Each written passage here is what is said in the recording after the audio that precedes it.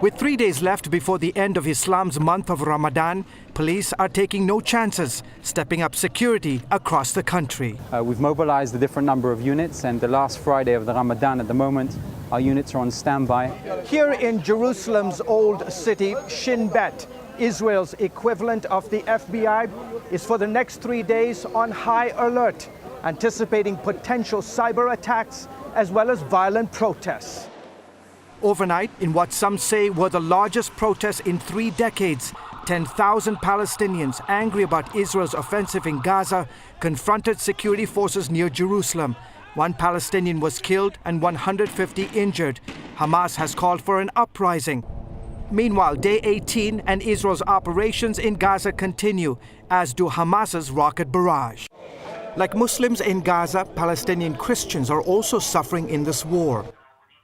We hardly go outside the house. There are missiles and rockets flying everywhere, bombs going off. It's so scary. In an exclusive phone interview from Gaza City, Ahmed described to CBN News what life's been like since the conflict started. This situation is very dangerous. We only go out to buy food when there's a pause in the fighting. Even then, we're not sure if a missile will hit or not. However, we thank God none of the believers have been hurt or killed so far. There are no reliable figures, but estimates put the number of Christians in the Gaza Strip at about 1,500 out of a population of nearly 2 million. Ahmed is a key leader in the evangelical community. Despite the chaos, he says Gazan Christians are quietly encouraging their fellow citizens. We're sharing scripture verses with our neighbors, telling them Bible stories and using Facebook and text messages to encourage people not to give up. We only have Christ to depend on.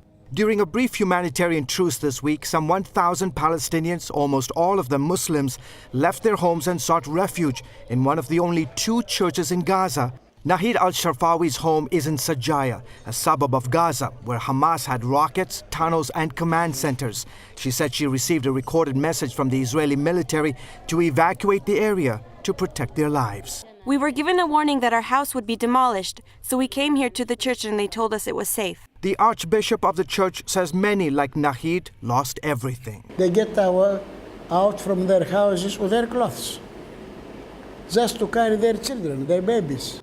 Bishop Alexis has hardly had time to sleep, trying to ensure that his place of worship turned refugee center is meeting needs of the displaced. First of all, water, to give food to the babies, milk, to give medicines, those who are in need. Ahmed says the gesture by the Greek Orthodox Church has brought some unity. Everyone's suffering in this conflict, Christians and Muslims. So when the church opened its doors, people all felt they were together. During our conversation, Ahmed asked people around the world to pray for the church in Gaza. There are 4 things you can pray for. We need wisdom on how to share the gospel with those who are broken and have lost everything. Second, pray for our protection. Third, we need endurance and strength to hang on. And fourth, for the Lord to open doors so we can meet the physical needs of people when this war is over. George Thomas, CBN News, Jerusalem.